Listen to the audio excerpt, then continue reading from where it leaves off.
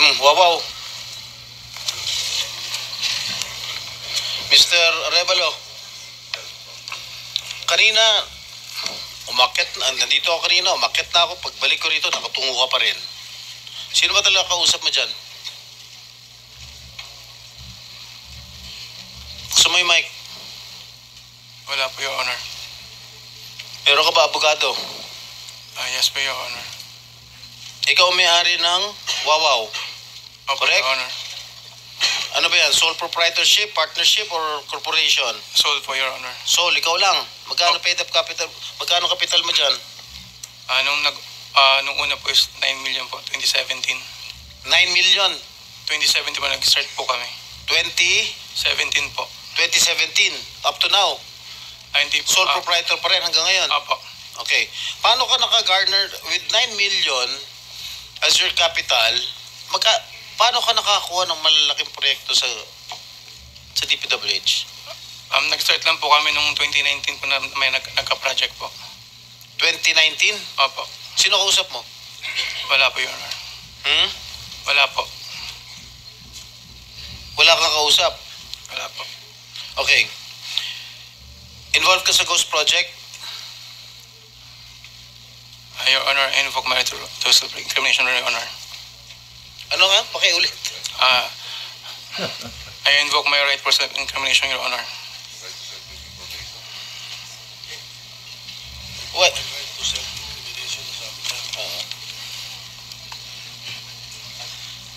Senator Jinggoy. Malinaw ba? Mr. Chair. Pwede bang... Linawin muna natin yung sinabi kasi ang narinig ko, I invoke my right to self-incrimination. Against Self-incrimination, Your Honor. Against it. Plus, Mr. Chair, dapat tumingin ka rin sa nagtatanong mo, Mr. Wow. Ayaw ba tumingin sa amin? Huwag kang kausap mo. Lamisa yung kausap mo eh. Senador yung nagtatanong sa'yo. Harapin mo rin. Thank you. Anong pangalan niya? Arevalo. Mr. Arevalo, meron kang abogado? Yes po, Your Honor. Is he here? He can give you legal advice. Yes po. Nandiyan ba, abogado mo? Nasaan ang abogado mo, Mr. Arevalo?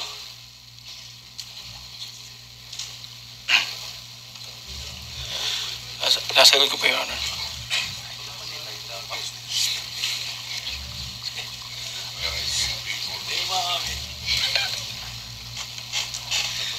Hindi po. Malapit na kayo makulong.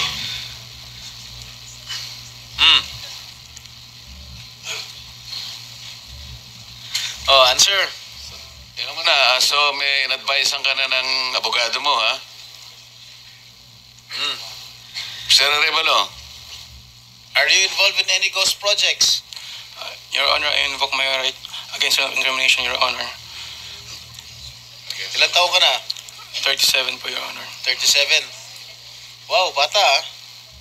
Bago ka pumasok sa mga kontrata sa gobyerno, ano trabaho mo dati? May mga, may nasa construction company po ng kamag-anak po. Kamag-anak mo? Gaano kalapit yung kamag-anak mo? Tatay mo ba yan o pinsan, tsuhin? Mga kamag-anak lang po, tita po. Nga, sino ang kamag-anak? Wala namin kamag-anak. Tita po. Ha? Mga tita po. Tita mo? Nasa construction business? Opo. Tinuruan ka? Naglayasan po muna po. Ha? Layasan po. Ano yung mga proyekto mo? Ano mga nakuha mo proyekto rito sa DPWH? At saan?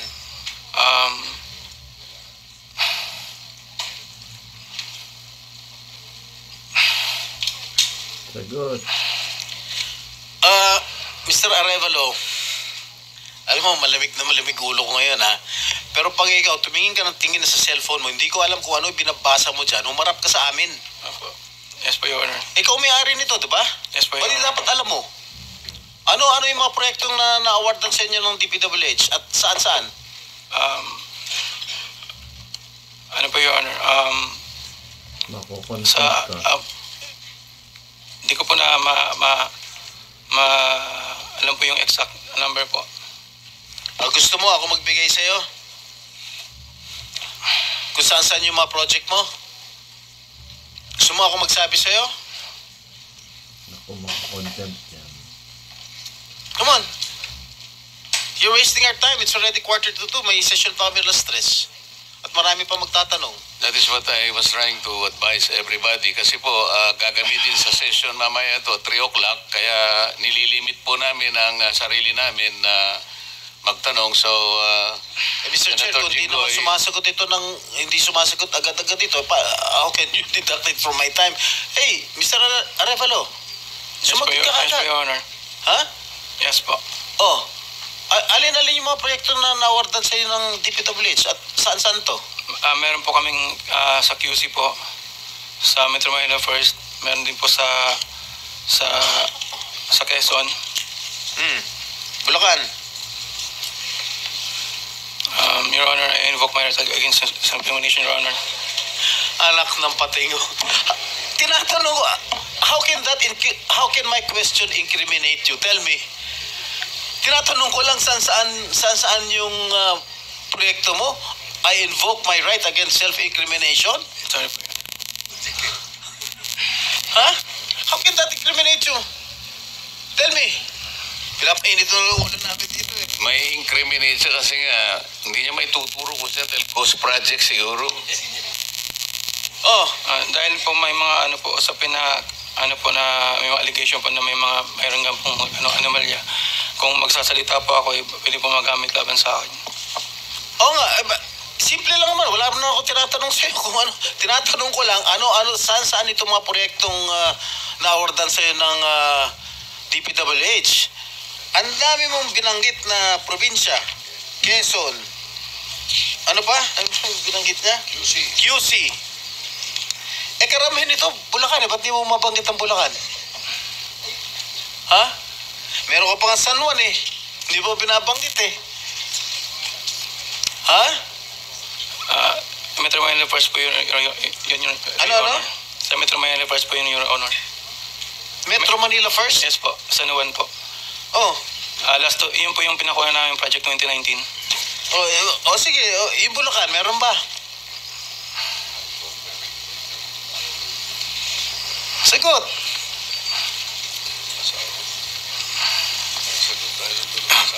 Your Honor,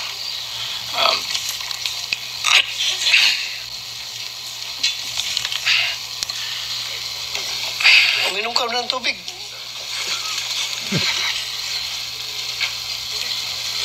Ako Oh, yung doktor. ilan? Ilan? di ko pa sigurado, Your Honor. Dito base sa record namin, meron kang 42 projects sa Bulacan. Meron kang 42 projects sa Bulacan. Yung bulk ng na-award na contract sa inyo ng DPWH, ang bulk mo nasa Bulacan. 42. Ha? Dalawa sa San Juan. Dalawa yata sa Quezon. Meron sa Ilocos Norte. Meron sa Caloocan. Meron sa Laguna. Yan, Bulacan lahat to. San Juan. Quezon City. Tsaka identical ang presyo ha. Identical ang mga presyo dito. 77 million, 77 million, 72 million, 72 million. Sino ba? Bakit ganon? Lahat ba Last and final question. Meron ba ka ng 42 projects above how above? much?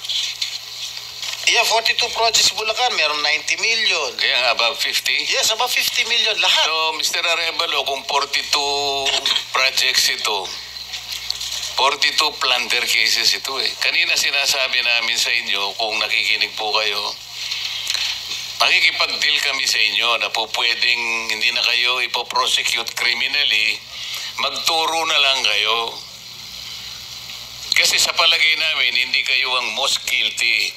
Kapag nakapagturo po kayo nung mga kasangkot talaga dyan, na talaga sila naman ang talagang talamak na sa paggawa nito, anong malay ninyo? Baka imbes na criminal prosecution, wag na yon. Bayaran nyo na lang ang gobyerno, pero magturo po kayo. Para meron po tayong kapuntahan talaga. Kasi kung ganito na lang tayo ng ganito, ikutan ng gito, mapipilitan po, puro plunder. Harapin po ninyo 42 plunder cases. Hindi po fair sa inyo yun eh. Alam namin, hindi lang kayo ang sangkot dyan. Marami ang kasangkot dyan. Kaya, yung abogado po siguro nag-advise sa inyo kung nakikinig. Tingnan nyo rin po na maganda ring offer para sa amin ito. Makakatulong pa kayo sa bansa. Matigil na po ito. Meron akong papakita. Ilang minutes yung video? Meron ako ipapakita with the permission of the chair. Siguro 1 minute lang na video. Tingnan mo, Mr. Arevalo, kung project ng Wawaw to.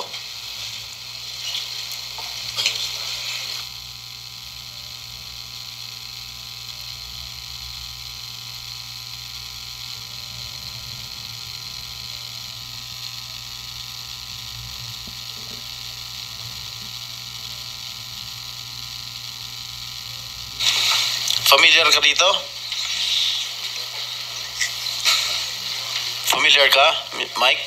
Hindi po, Your Honor. Hindi. Hindi ka nga talaga magiging familiar dahil ghost nga. Tama?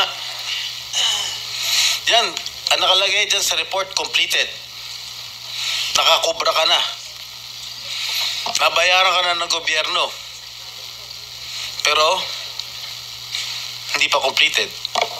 Tama ba, Miss Cabral? Are you aware of this? Ngayon lang po na nakita yung video, Your Honor. Na hindi kompleto, di ba? Pero bayad sila. Wala po akong nakikita. Sa Hagonoy, Bulacan. So, hindi mo alam, Mr. Arevalo? Ngayon ko lang din po nakita yung video. Ngayon ko lang din po nakita yung video, Your Honor. Oh, talagang hindi mo makikita dahil hindi mo alam. Kasi nga ghost. Di ba? Alam mo, nag-iisip na ako kung isa-site kita yung contempt dito eh. Huwag mo lang ako subukan, please. Okay, babalik ka kita next hearing ha. Miss Sarah? Mr. Chair, with the indulgence of the SP Pro Temp, Yes. interjection. Yes, Okay, please. provided it's very brief kasi Yes, kulang na very po brief, tayo Mr. sa Chair. panahon. Opo, very brief lang. Sabi nyo kanina, and salamat po sa SP Pro Temp at Mr. Chair. Sabi nyo kanina, Mr. Arevalo, na meron din kayong mga proyekto, ang Wawaw, sa Quezon City sa pamamagitan ng Metro Manila First. Kasama po ba yon sa dalawa lang sa 254 flood control projects sa Quezon City na may koordinasyon sa LGU ayon kay Mayor Joy Belmonte? Yes po, Your Honor. Yun. Yun din. Ano po yun, yung sa isa po, may letter na po dun for termination po. Letter for termination. Yun ba yung sa Barangay Mariblo sa Quezon City? 2 pumping stations na nagkakahalaga na 282 million pesos na magkaharap? I-check, yun po, ang di ko po masagot. I-check po namin, Your Honor. Sige po, pakipaalam nyo sa komite namin sa pamamagitan ng aming chair. Salamat, Mr. Chair at SP Pro Tem. Thank you. One last question, Oh, Mr. last Chair. question. Yeah, Mrs. Diskaya, meron bang pagkakataon yung siyam na pag-aari mo ng construction company, meron bang pagkakataon na sila naglalaban sa isang bidding, sa isang kontrata? Hindi po. Sigurado ka? Pag makakuha ako ng Pagpapakaalam record sa ko. DPWH na si St. Timothy, si St. Gerard, si Alpha Phi Omega, sino pa? Si Alpha and Omega and St. Gerard, hindi po sila nagsasali sa isang bidding. Pero Okay. yung ibang licenses, magkakasama sila minsan. And then, so minsan naglalaban-laban yun, Sham. Yes po. Oh, so that is not a legitimate bidding. Dahil yung siyam na yon na naglalaban-laban sa isang award sa isang kontrata, iisa lang ang may-ari. So kahit sino doon, kahit sinong manalo doon sa bidding na yon, ikaw ang panalo. Dahil sa'yo lahat yun eh. Correct? Tama? Hindi po, kasi iba yung may-ari ng mga companies. Oh, sus. Kasi sabi I'm mo just lang, concerned with Alpha and Miss Omega. Diskaya, Opo. kanina, sinabi mo Alpha Phi Omega lang ang sa'yo. Opo. Nung tinanong kita ulit, in-enumerate ko lahat yung siyam na korporasyon, inamin mo sa'yo lahat yun. Oh, di ba? The records will bear me out. Opo. Ngayon, ang tinatanong ko sa'yo, yung bang siyam na korporasyon na yon, Panglimang tanong na. naglalaban-laban ba sa bidding yan? Panglimang Yes tanong po. na yan eh. Sabi mo kanina, last question. Hindi ba sumagot? Ay, sumagot. Oh. Hindi, sagutin mo. Opo, sumagot ako. Opo. Naglalaban-laban. Opo. So pag naglalaban-laban yung siyam na korporasyon sa isang kontrata at kung sino manalo ron, kahit isa sa siyam na manalo, sa'yo pa rin yun, ikaw pa rin ang panalo. Correct? Opo. Oh. Senator Erwin, Ang tanong, very brief lang ma'am. Baka Opo. tayo ang sagot po, panahon na. ang sagot po dyan, Senate Pro Temp, nagbibiding-bidingan. Anyway, matanong ko lang po sa COA, na-relieve nyo na ho ba yung inyong first district COA auditor, yung sa Bulacan, na nag-audit ng mga ghost project? Hindi pa. Hindi pa po, Your Honor. Bakit po hindi ninyo ba na-relieve? Nakipagsabuatan na po sa district engineer po natin since 2022. Bakit di pa po nare-relieve? Sir, wala pa po namang ebidensya na nakipagsabuatan po yung... Wala pa pong ebidensya 2023. Sa Pangulo na nagsabi, pati Senator Ping Lacson nagsabi. Anong gusto mo? Ebidensya? Your Honor, hindi po ako ang merong authority. I know that. I know that. That's why I'm asking you now, when are we going to see her relieved or him relieved? Ipapaalam ko po sa... Ipaalam niyo po kaagad, okay? Dahil wala akong kami oras. Panghuli na lamang po, matanong ko lamang po ang MMDA. Kanina po, Mr. MMDA, sir, nagpresenta po si Ramon S. Ang natutulong sa flood control po natin. Siya po maglilinis dyan, na libre. Ano po ang reaction po ninyo? Acceptable po ba ito? Itong pag-volunteer ni RSA para linisin ng mga estero natin para hindi na tayo bahayin kagaya nangyayari everyday pag umulan ngayon? Opo, tuloy-tuloy naman po yung coordination meeting natin. In fact, meron na po kaming ilo-launch sa Las Piñas po na cleanup drive po ng Las Piñas River. And katulong din po namin sila na mag-ayos po dito po sa may Ross Boulevard. Nag-inspect na rin. Okay? Salamat po. Mr. Thank you. 1 minute, Senator Bato. 1 minute, Senator... 10 1 minute na. Minority Leader and 2 minutes to Senator Alan. Thank you. Hindi pa, kasi ano na tayo? Thank you, Mr. Chairman.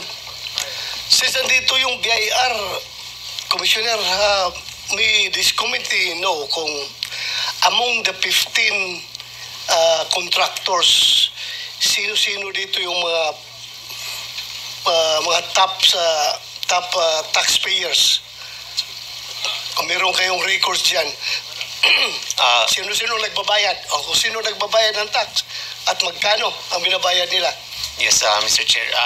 As far as yung ranking is concerned, we currently don't have that kung anong in terms of top taxpayers sila. No? But definitely registered naman and merong mga payments. And siguro because of 270, we cannot disclose the amount of taxes that they've been paying unless andito naman sila kung willing silang i-waive yung Section 270. So you cannot provide this committee? In executive session. Executive session? Yes, Mr. Chair. Mr. Chair, may we know from BIR in the next hearing kung magkano ang binabayaran nitong 15 construction companies na tax. Yun lang hingin ko, Mr. Chair. Bibigay mo next hearing. Madala mo yung data at kung gusto mo, executive session. Executive, because that's a condition for Section 270, unless they waive their right to against the confidentiality under Section 270. Do you think ganitong hearing hindi yan magiging exemption? Hindi po, nakalagay po executive session po. Executive session? Yes. So i-ready mo next hearing, ha? Yes, Mr. Mr. Chairman. Thank you. Thank you, With Mr. your Chair. permission, Chairman Bato, just on that point, Mr. Yes. Chairman. Mr. Chairman, just on that point. Yeah. Mr. Chairman, good afternoon, Mr. Commissioner. I think we have a different view. If you look at jurisprudence and dun sa Article 270, pag in-order ng Presidente or congressional hearings, you can disclose. What 270 prohibits is the unauthorized disclosure by a BIR employee. But when Congress asks you to disclose, you can disclose without liability.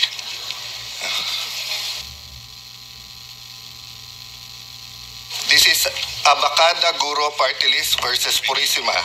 Congress power of oversight is intrinsic in the grant of legislative power and it in itself integral to the checks and balances inherent in a democratic system of government, etc., etc. Maybe you want to look at it muna, Commissioner, we can discuss later. Yes, Mr. Chair, but in addition to Section 270, Section 20 of the Tax Code provides additional provision that submission of pertinent information to Congress, that any information or any return information which can be associated or otherwise identified directly or indirectly, a particular taxpayer shall be furnished the appropriate committee of Congress only when sitting in executive session, unless such taxpayer otherwise consents in writing to such disclosure. Yes, so meaning you can submit to us. Yes, in executive session, but I think yes, and then under our rules sa executive session, it is our choice whether we will disclose it or not. Yes, so ang pinoprotektahan lang ng Commissioner is yung integrity ng BIR at ng inyong responsibility. But once it is with us, I just want to make that clear. Diba? That is a decision that the committee will make as a committee, of course led by your chairman. Tama, Commissioner? Yes, yes, Mr. Chair. Thank you for that clarification. Thank you. Sen Alan, I think we are guided by our precedents also. Nangyari na ito, Commissioner, in the case of Parmali, the BIR sent the subject income tax document in a sealed envelope to the chairman of the committee.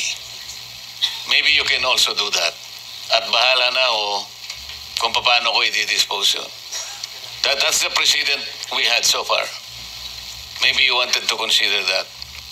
Yes, we will do that, Mr. Chair. Thank you. Senator Alan.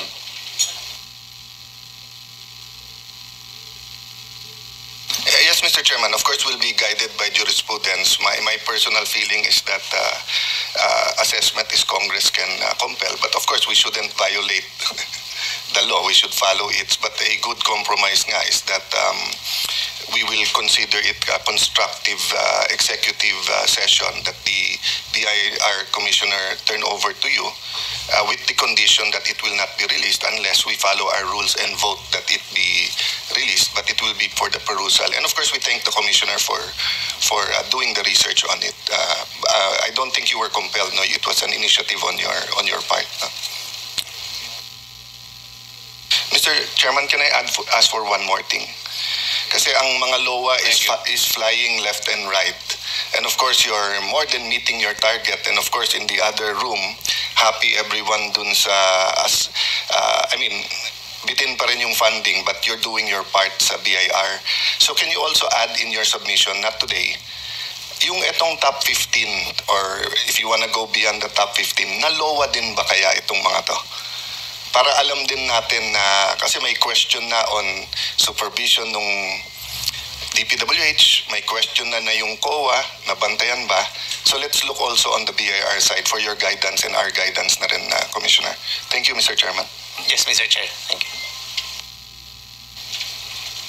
Are you done, Senator? Yes, thank you. Thank you, Soto, Minority Leader. Thank you, Mr. Chairman. I would just like to place on record in your committee a quotation. Quotation? Oh, bagay na bagay doon sa mga ibang kasama natin dito ngayon eh. We are living in a time where some people are proud of what they should be ashamed of. Thank you. Sino ang gumawa nun? Para malam. Ikaw yata yun eh. Thank you very much, Minority Leader. Before we... Okay. Thank you, Mr. Chairman. Can you show the slide? DPWH? Yes, Ma'am Yusek. Every year tinatanong ko to, and every year sinasabi nyo na harmless ito at mistake lang ito. Pero every year, rather than natatanggal, dumadagdag. So, Mr. Chairman, Mr. Minority Leader, if you look in our slides, nung GAA ng 2023, 2.77 billion, ang double, exactly the same, ang nasa GAA. bringing up natin to sa committee hearing, pero hanggang sa final version, meron pa rin natira. 2024, imbis na nabawasan, 3.48 billion ang double appropriation. Binanggit ko rin ulit to, sabi ulit ng DPWH, aayusin din nila. 2025, 78.5 billion ang double appropriation. So can you go to the next slide? Next slide ulit para... So these are the examples, Mr. Chair, no? Makikita mo, sorry po, maliit lang dito, but exactly the same project, exactly the same amount. So, ma'am, quick answer lang po kasi magse-session na. Bakit hindi matanggal to sa submissions nyo? Your Honor, Mr. Chair, sa National Expenditure Program po, pagka sinabit namin sa DBM at may na-cash kami pareho na double appropriation or pareho na exactly yung project name, ay kinokorek na po namin through submission of errata. Ma'am, that's never. Ako po ang nagbe-bring up dito and then si Senator Coco. Pero sa final version, hindi pa rin na-correct. Yun po ang So, pero bakit nga every year meron? So, itong 2026 ba? Meron? Wala pong akong nare-report sa akin. Sorry to ask you but kasi wala na si Sec Bunuan. But every year you promise na walang double, but every year lumalaki. Imbis na lumiliit. So, second question, now that you're doing an investigation, have you looked kung parehong binayaran yung mga double or hindi na binid yung isa or parehong binid? Have you looked o hindi? Posible pong hindi na binid yung isa. No, question ko ma'am, have you looked or not? Honest answer, have you looked or not? Personally po, hindi po. O can you ask and submit to the committee, is your investigation committee, did they or not? Okay. Yes po. Third question, bakit parang hirap na hirap ang DPWH mag-investigate? Hindi lang ngayon, nung inimbestigahan natin yung tulay, ayaw nyo mag-preventive suspension, ayaw nyo mag-submit.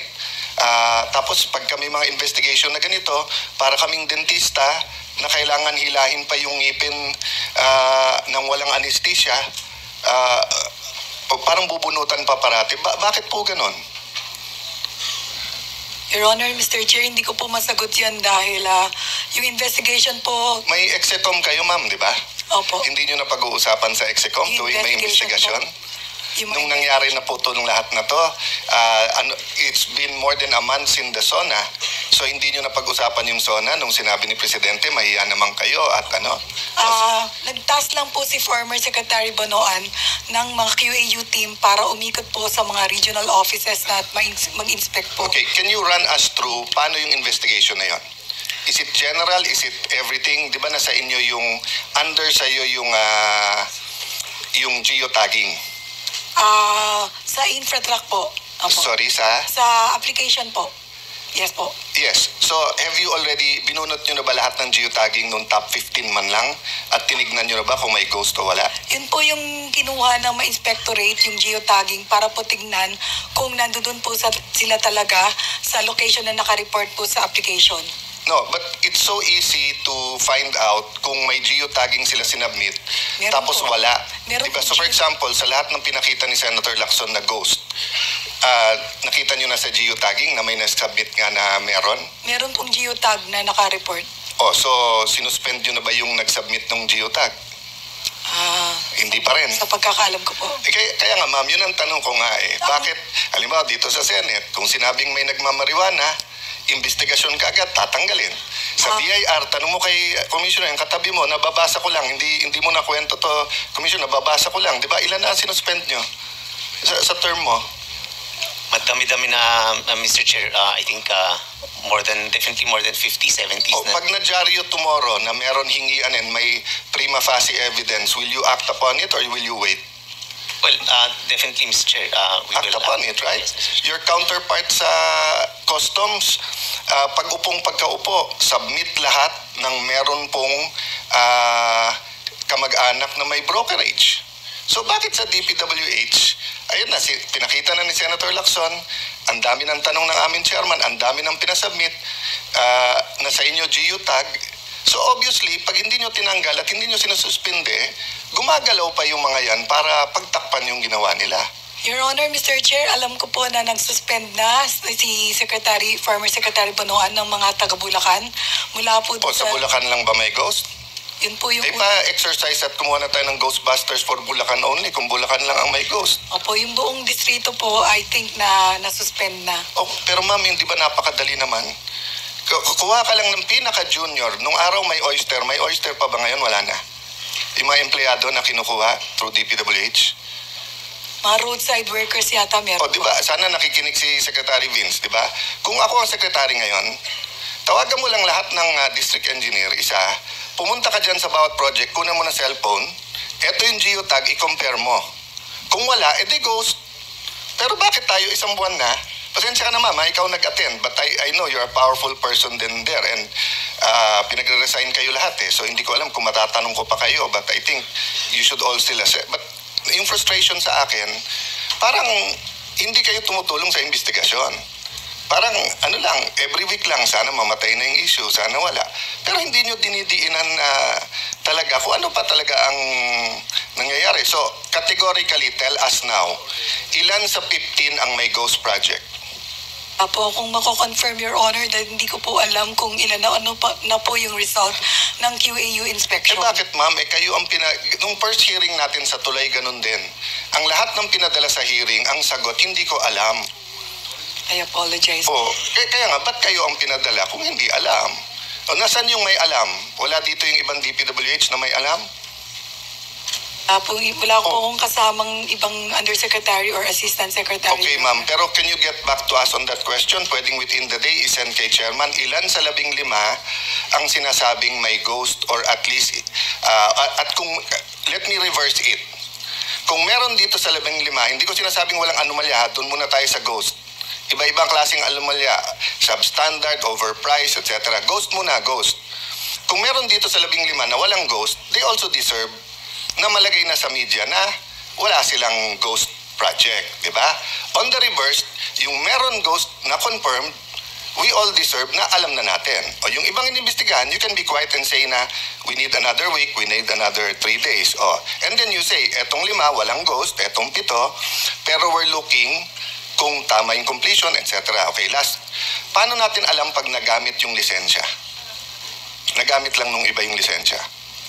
Wouldn't know, Your Honor, Mr. Ma'am, alam mo, nung tumakbo pala akong congressman, tinanong ako, Chairman, ministro pa nagtanong sa akin.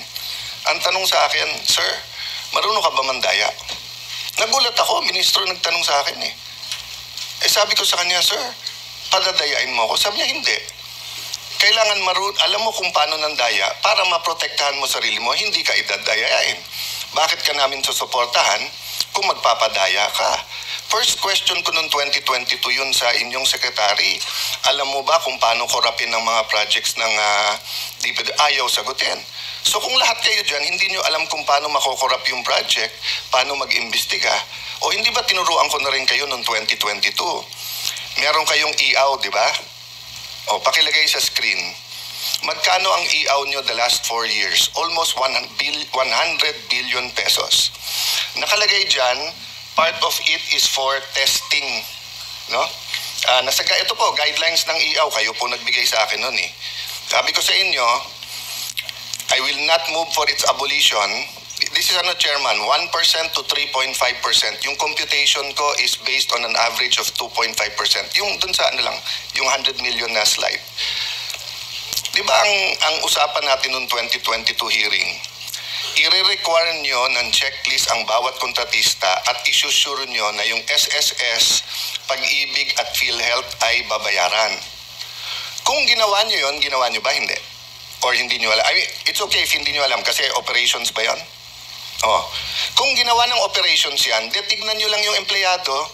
So pag sinabi yan ay empleyado yan ng Corporation B, pero ang nanalo ay Corporation Z, alam mo na pinahiram yung Di ba, huwag na natin paghirapan yung ating sarili, no? But, Sir Chairman, I'll stop there because I know magti 3 o'clock na. But I'd like to submit this and I'd like to ask the DPWH, can you submit the comprehensive yung paggamit ng EAW? And bakit nga wala yung testing? Number 2, dun sa mga sinabi na ni Senator Lacson or sinabi ng kahit sinong senador or nabukon nyo na ghost, ibigay nyo sa amin yung kopya ng geotagging at sino nakapirma dun sa mga yon, di ba? Last talaga, Mr. Chairman, is COA here? Yes. So ma'am, dun sa mga may ghost na nabayaran, are we also looking already into sinong auditor dun? Opo, Your Honor. Okay. So I'll stop there, but can you brief us on that? And same naman na sinabi ko, no, na if the BIR is proactive, the customs is proactive, alam naman natin yung top 10 na at least perception-wise tingin ng tao corrupt. So double, triple time tayo doon. But you're doing something internally na rin, no, ma'am? Meron po. Meron na rin, ma'am. Okay. Thank you, Mr. Chairman. Thank you. You have 30 minutes. Salamat, Mr. Chair. No, 30 seconds. Ay, 2:14. Sige, kahit 1 minute, Mr. Chair, kasi sabi nyo sa amin kanina, opo, hanggang 2:15 lamang po. Opo, salamat, Mr. Chair. Ang huling tanong ko po para ngayong araw sa MMDA. Sino po yung, yes, sir, Sir Attorney Artes. Gaya ng itinanong ko kanina kay Mr. Arevalo ng Wawaw kanina, Attorney Artes, lumabas po sa balita na 2 lang mula sa 254 flood control projects sa Quezon City ay may koordinasyon sa LGU, ayon kay Mayor Joy Belmonte. So, tanong ko po, can flood control projects really be made without coordination with the LGU? At kung kailangan naman ng coordination, bakit po maraming proyekto ang hindi nagko-coordinate sa mga LGUs, Mr. Chair? Una po, I cannot answer on behalf of DPWH dahil yung pong 2 projects po na yan ay hindi po under ng MMDA. Ang nag-i-implement po niyan ay DPWH, Senator Risa, Mr. Chair. In that case, may I quickly ask for a response from Yusek Cabral bilang highest-ranking DPWH. Bakit po maraming proyekto hindi nako-coordinate sa LGU kung kailangan naman nilang mag-coordinate dapat sa LGU tulad ng QC Your government? Honor, Madam Chair, dapat pong nagko-coordinate ang aming mga implementing office sa local government unit. In fact, pag nakita na po nila yung General Appropriations Act, dapat po kumukonsulta na sila sa mga LGU kasi kasama po yung kung local pong proyekto yon, tina-turn over po nila sa LGU para ho sa maintenance. Kung mga local road, mga multipurpose building. So, kailangan po talaga yung koordinasyon. Ang presumption po ng central office, kapag ka po nagpatupad kayo, kasi kailangan po yung mga permit yata. Permit, sa probinsya po, permit to quarry pa yung mga iba. So, alam ko po may koordinasyon. Sa Metro Manila po, andito naman po yung regional director namin. Dapat po, mandato po sila na mag-coordinate sa local government unit.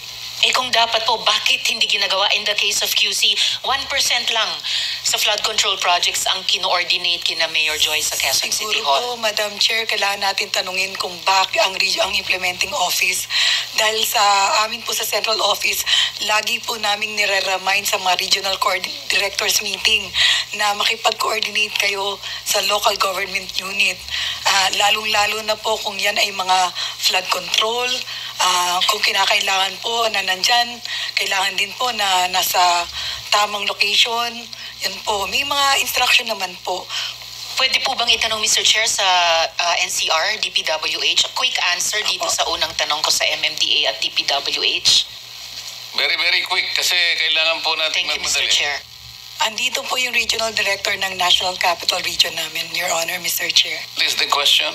The question, Chair, ay kung dapat, ayon sa DPWH National, dapat nagko-coordinate sa mga local government units para sa mga flood control projects. Bakit 1% lang ng flood control projects sa Quezon City ay yun lamang ang kino-ordinate sa Quezon City government, ayon kay Mayor Joy, Mr. Chair? Calls for an answer of yes or dapat ba o hindi? Dapat po, Your Honor. Okay. Opo, sinabi na po yan ng National, Mr. Chair, pero bakit hindi, yung 99% hindi daw kino-ordinate sa Quezon City government, sir? Most of the projects implemented by the District Engineering Office, usually naman po sumusulat po, paglabas po ng GAA, sumusulat po yung mga district engineers sa mga LGU. Kaya lang siguro dun sa part po ng Quezon City, wala po naging clearance to proceed. But may sulat naman po na informing them about the projects po. Walang clearance to proceed and yet nag-proceed? Yes po, Your Honor. Sino dapat nag-i-issue ng clearance to proceed pero hindi nag-issue? Kailangan po meron din pong clearance from the LGU po, Your Honor. So kasalanan nito ng QC Hindi, iba yung sinasabi ni Mayor Joy eh. 252 flood control projects, dalawa lang ang kino-ordinate sa Quezon City Hall. So how does DPWH NCR explain that? I think that's a very important subject that you will pursue, Senator Risa, in the next hearing. Will do, Mr. Chair. Importante yan. Salamat po. Hindi mo masasagot lahat yan. Sige po, Wala na Mr. tayong Chair. panahon. Salamat po. Pati Thank po you. sa MMDA, yung flood control plan po nila, o master plan sa buong Metro Manila, Mr. Chair. Salamat po, Mr. Chair. Okay, thank you. Before we suspend the hearing, there are several administrative matters I want to take up with you, especially the resource persons. Let me remind the DPWH that the Blue Ribbon Committee several times have requested for so many documents from you. Until now, you have not done so. You please check with the staff of Blue Ribbon for all the several documents we have requested from you. Hindi pa ninyo ginagawa. Pangalawa, the two identified ghost projects na pinag-uusapan natin kanina, biglang nawala sa PCMA. At pagkatapos, bago tayo matapos sa PCMA, biglang naging unavailable ang PCMA. So may problema kayo dyan. In the next hearing, please tag along the director of the whatever is that, construction, whatever. Dalhin mo dito siya sapagkat siya yung nakakaalam at siya yung nagmamanage ito because we wanted him to install that program, that system, that platform within the premises of the Blue Ribbon Committee. Okay? Yes, Your Honor. At pagkatapos nandito yung representative Mr. Edgar Acosta, High Tone Construction and Development Corporation. Ang representative is Mr. Edsil Mabella. In the interest of due process, bibigyan muna natin siya ng show cause order. Kayo na po ang magsabi sa kanya that this committee issued a show cause order for him to explain his absence today, failing which he will be held in contempt, and failing which again, a warrant of arrest will be issued against him. That is very clear. If that is very clear, Mr. Chair, isa pang request sa Chair for the next hearing po. okay. Kung maaari pong maimbita ng komite ang AMLAC dumalo sa susunod na hearing. Yes, actually that was the idea. Salamat, The Mr. AMLAC Chair. will be invited in the next hearing. So, Director General, is it all right that we suspend the hearing for the time until next week? Anong araw kaya yun? Until September 8, 2025. Thank you very much to all the participants.